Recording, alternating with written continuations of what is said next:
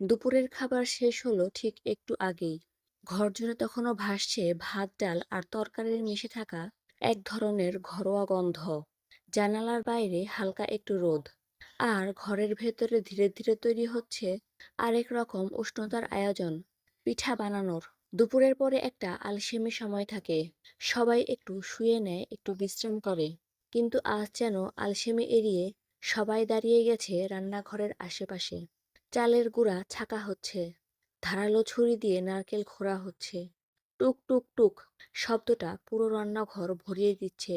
দূরে কোথাও পিঠার পোড়া সুগন্ধের স্মৃতি জাগিয়ে তুলছে। আজ শুধু পিঠার আয়োজন নয়, আজ ঘর ভরে উঠছে পরিবারের হাসি আনন্দে। কারো কাজ চালের গুঁড়ো ভিজানো, কেউ নারকেলের পুর বানাচ্ছে। ঠোঁট চাপা হাসি, ছোট ছোট গল্প, দুপুরের খাবার নিয়ে হালকা ঠাট্টা, সব মিলিয়ে যেন একটা উৎসব ভরে উঠেছে ঘরের মধ্যে। এতদিন পর এমন উচ্ছ্বাস, যেন শীতের আগমনী সুর। চুলায় আগুন ধরানো হলো, মৃদু আঁচে কড়াই গরম হচ্ছে। ধূপ ধূপ করে আগুনের আলো দেয়ালে প্রতিফলিত হচ্ছে। পরিবেশটা যেন বদলে গেল। এবার শুরু হবে আসল কাজ। যে মুহূর্তে প্রথম ধোঁয়া উড়ল, মনে হলো এটাই পিঠা বানানোর সত্যিকারের শুরু। প্রথম পিঠা সবসময়ই বিশেষ।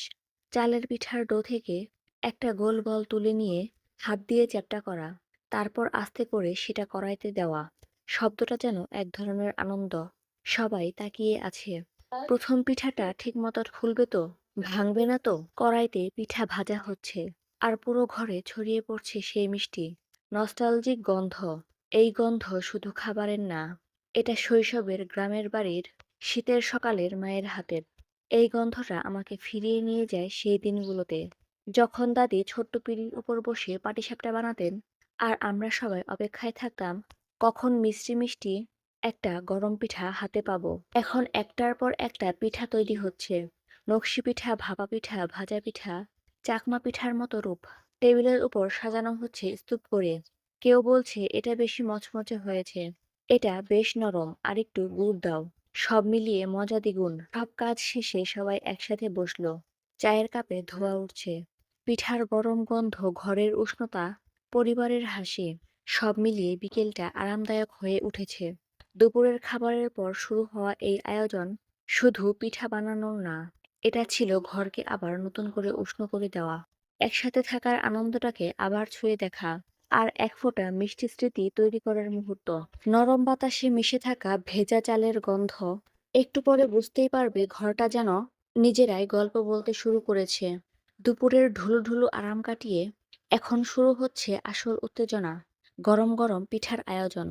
এতক্ষণ যে আড্ডা, যে হাসি, তার মাঝেই পিঠার মিশ্রণটা যেন নিজের মতো করে অপেক্ষা করেছিল। আঙুলের ছোঁয়ায় যখন গোল গোল আকার নিচ্ছে, মনে হয় যেন ছোট্ট কোনো শিল্পকর্ম তৈরি হচ্ছে। গরম প্যানে যখন প্রথম পিঠাটা পড়ল, শস করে যে শব্দটা হলো, এক কথায় সেই শব্দটাই আজকের আনন্দের ঘোষণা। ভেতরে ভেতরে একটা নরম উষ্ণ অনুভূতি তৈরি হয়, যেন শীতের রাত আর মায়ের হাতের পিঠার স্মৃতি একসাথে ফিরে আসে। চারদিকে ছড়িয়ে পড়া সেই পিঠার ঘ্রাণ, সত্যিই মনে হয় সময়টা একটু থেমে যায়। দুপুরের শান্তিতেই যে উষ্ণ আনন্দটা গা জুড়িয়ে আসে, এই ঘ্রাণই তার আসল কারণ।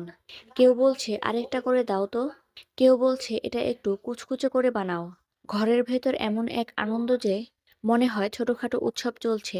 শেষ ২০ মিনিটে গল্পগুলোর গতি একটু ধীর হয়ে আসে। সবাই পিঠা খেতে খেতে নিজস্ব স্মৃতি খুঁজে পায়। শীতের সকাল, দাদির হাতের নকশি পিঠা, গ্রামের উঠোনের বড় আয়োজন, যেন সবাই আবার ফিরে এসেছে। ট্রেতে পিঠাগুলো একসাথে সাজানো মানেই শেষ, কিন্তু এই শেষেই থাকে সবচেয়ে বড় আনন্দ। পুরো আয়োজনটা দেখে মনে হয় কিছু খাবার শুধু খাবার নয়, ঘরের ভালোবাসার ভাষা। এই শেষ মুহূর্তটাই পুরো দিনের সবচেয়ে উষ্ণ সময়। দুপুরের আলসেমিকে পেছনে ফেলে গরম গরম পিঠার সুখে আজ ঘরটাই যেন উৎসবমুখর।